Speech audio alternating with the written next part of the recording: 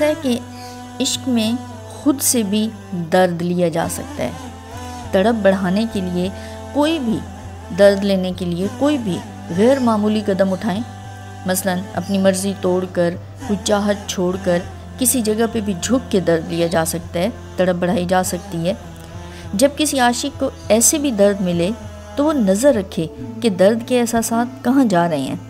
اگر معشوق کے ساتھ نسبت دیتے جا رہے ہیں تو درد مفید ہو کر تڑپ کو بڑھاتا جائے گا، اور اگر درد کو کوئی اور راہ مل رہی ہے، کسی اور حوالے سے ہم اس کو نسبت دے رہے ہیں، تو جتنا کسی اور سمت درد جا رہا ہے تو وہ درد ضائع ہو رہا ہے۔